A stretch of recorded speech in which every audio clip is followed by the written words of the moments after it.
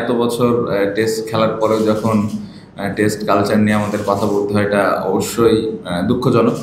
But আমার মনে হয় যদি আপনি গত বছর থেকে আমরা শুরু করি, আমার মনে হয় যে গত বছর আমরা 4টা ম্যাচ জিতলাম টেস্ট চ্যাম্পিয়নশিপের যেই 12টা টেস্টের মধ্যে, এবং 4টা ম্যাচে বড় দলের এগেনস্টে।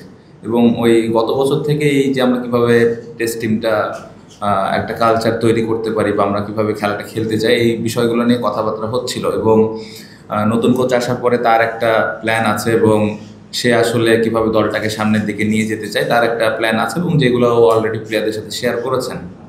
এবং পাশাপাশি আমরা যারা খেলতেছি আমাদের একটা ইনপুট তো ছিলই। সো আমি আশা করব যে সামনে এবছর যেই 5টা 6টা টেস্ট ম্যাচ আছে, নতুন কিছু আপনারা দেখতে পাবেন ইনশাআল্লাহ।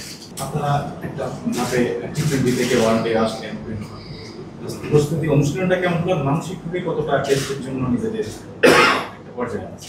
না, আমার মনে হয় প্রিপারেশন খুব ভালো হয়েছে।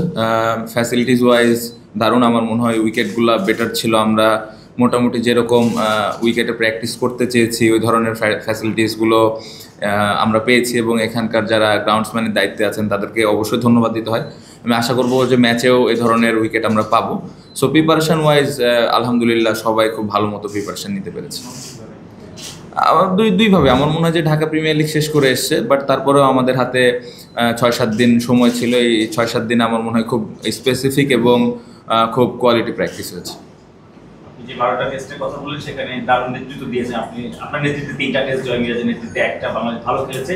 কিন্তু টপ অর্ডার ব্যাটিং নিয়ে একটা কনসার্ন থাকে। আপনার সবচেয়ে সেঞ্চুরি এসেছিল এই মাঠেই, আর গত 16-17 ইনিংসে মনে হয় একটা 50, সেটা চেন্নাইতে।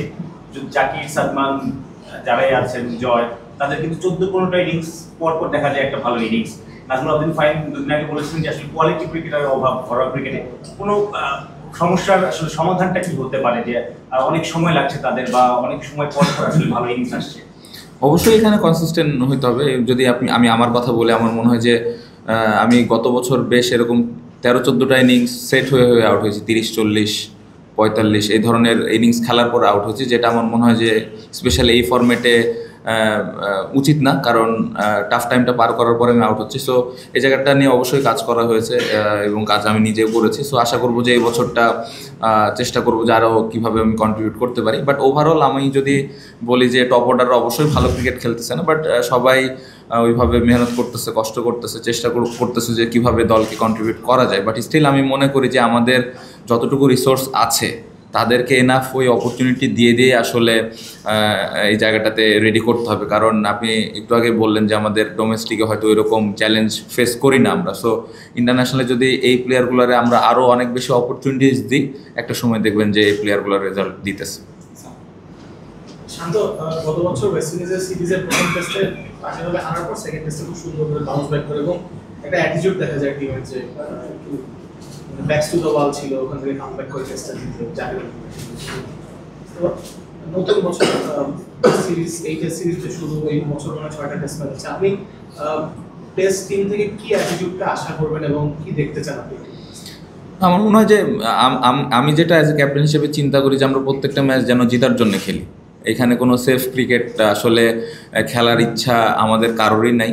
সো আমি যেটা একটু আগেও বললাম যে নতুন কিছু আসলে আমরা চেষ্টা করব, এবং এটাও শুরু হবে আগামীকালকে থেকে। এবং আমার মনে হয় যে ওইটার জন্য যে ধরনের মন মানসিকতা, প্রিপারেশান থাকা দরকার প্লেয়াররা নিচ্ছে। পাশাপাশি আমি আশা করব যে যারা আমাদেরকে হেল্প করেন, যারা ম্যানেজমেন্টে আছেন বা যারা ক্রিকেট বোর্ডে আছেন, তারাও আমাদের হেল্প করবেন এই বিষয়গুলো নিয়ে। এবং আমি বিশ্বাস করি যে যেহেতু আমাদের গত 20-22 বছরে টেস্ট ক্রিকেট একই রকম ছিল, খুব বেশি উন্নতি হয়নি।